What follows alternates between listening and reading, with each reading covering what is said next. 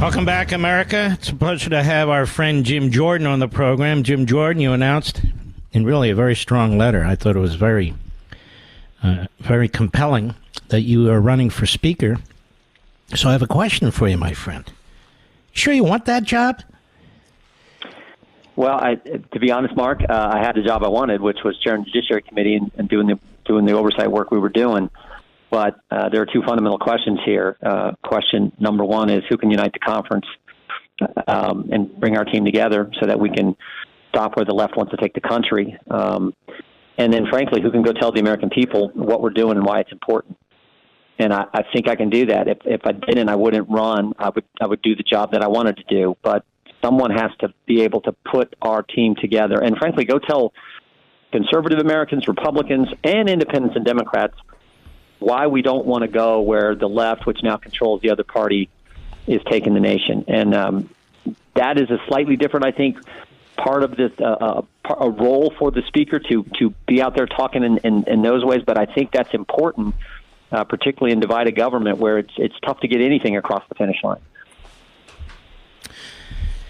Do you think people like these 8, or sometimes it's 5, sometimes it's 21 and so forth, do you think they'll understand what's been done, and they'll understand how in so many ways they derailed, but you and others had negotiated and supported, and that they got to get their act together now? And as Chip Roy likes to say, sometimes we need to accept victory? I think so. I really do.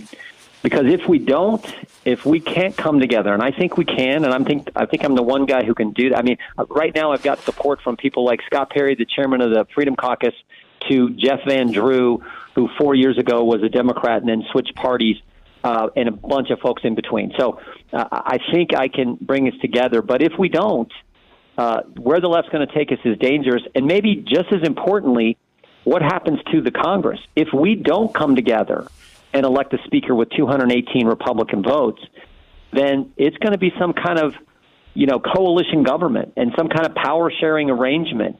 And frankly, if that's the case, and it's some Republican who's got a bunch of Democrat support or some Democrat with some Republican support, I don't think Jim Jordan's chairman of the Judiciary Committee anymore.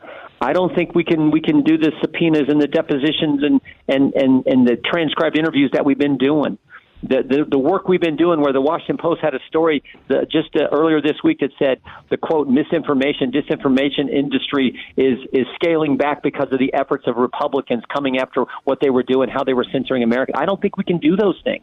So the alternative is, if we can't work together and focus on getting things done in a common sense way, I think it's really bad where we go. Now, there are other candidates who've announced, since you issued your letter, Steve Scalise being among them. You know what you're doing. Your surrogates know what they're doing. Is it looking pretty good, or is it too early to tell? No, I think it's looking good. I really do. Like I say, we got chairmen who are for me. We got people and good conservative Republicans in the middle of our conference who are great people who are supporting me. We got Scott Fitzgerald, from Wisconsin, who ran the assembly up there. We got all kinds of folks who are supporting us. So I feel really good about the momentum we have, the people who are making phone calls for us. I feel really good about that. And does it help when somebody like me, or does it hurt up there, endorses you for this, or it's irrelevant? It's just important for the audience to know.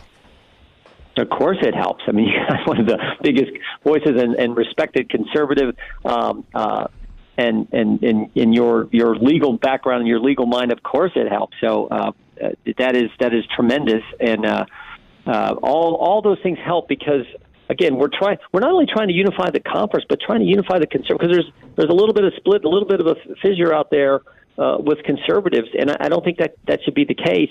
And I feel like I can help bring that together, as well as the Republican members of the conference. Mm-hmm. And this vote is taken Tuesday afternoon, evening, morning, or what? Yeah, it's next week. We got a candidate forum on Monday. The vote will be Tuesday.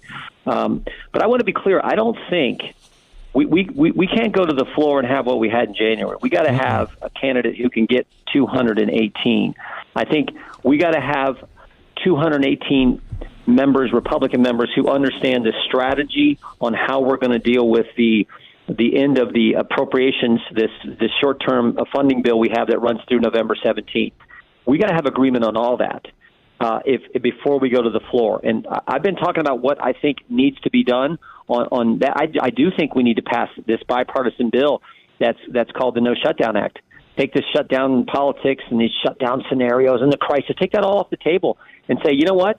If we don't get our work done, then I like what Senator Langford said. He said, if you don't get your classwork done in school, you stay after school and you do it. That's what we should do here. If we're not going to get our work done, then the government stays funded at flat levels. You flatline fund it, but you stay here round the clock, 7 days, and do your work. That's what the American people have to do. Why shouldn't the United States Congress function under the same rule? It's a good common sense measure, but we should send that over there. It's a Senate bill, but we should pass it in the House. If I'm Speaker, we'll work on passing that and getting it over there and go take the case to the American people. Politics is a game of persuasion. You got to be willing to go tell the American people what you're doing, why it matters, and how it helps them. And we should do that. And then we should focus on the border. Everyone knows, Democrats, independents, Republicans all know how bad the border situation is. For goodness sakes, Eric Adams is in Latin America as we speak, trying to deal with some of this because the president won't. So let's focus on those kind of things. That's how you win in this political game that we're in. And the president has announced, Jim Jordan, that they're going to go ahead and build another 20 miles of the wall because he's required to under appropriations. And people are very confused about this on TV. They're saying things like they reverse course, and he says, no, I don't support the wall, but I have to do it. You watch Life, Liberty, and Levin, you tell me, Saturday and Sunday nights. I spent an entire monologue talking about impeachment.